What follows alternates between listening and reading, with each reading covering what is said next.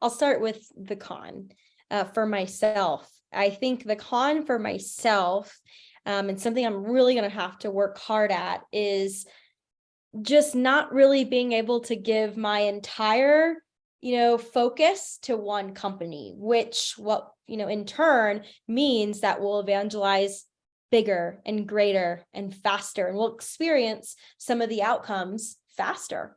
And so that's definitely a disadvantage, right? Because I am having to fractionalize my talent, and in, one day wear this hat, the next day wear another hat, depending on the category that the WealthTech company is in. And so I think that could be a little challenging, but like I said, intentional is going to be the name of the game. And so I think being intentional will be very helpful. And that goes right back into the company, right? So disadvantage there is they're only getting a fraction of my time, and maybe, they want to hit certain goals in 6 months to a year. That might take just a little bit longer because I'm only giving so much time to them. Now, the advantage on the other side, again, is for me, first and foremost, being able to tell greater stories.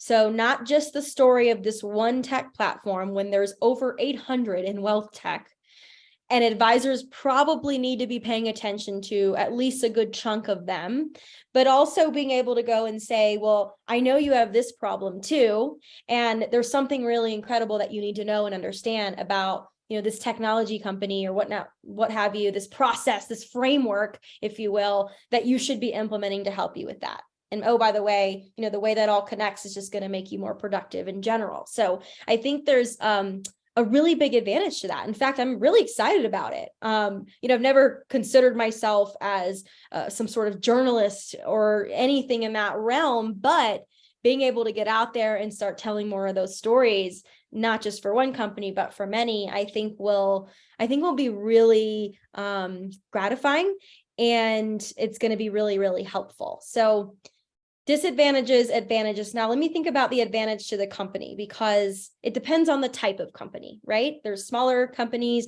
I'm technically probably best fit for like a Series A, B2B wealth tech company, but certainly not glued to that in any way.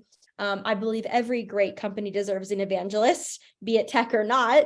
But I think the advantage to the company having me fractional is really going to be best for those companies who've never really done this before, who don't really have a personality, if you will, in their brand, who haven't humanized their company enough, their sales pipeline, their workflows, their customer experience, could really use some of that human to human connection.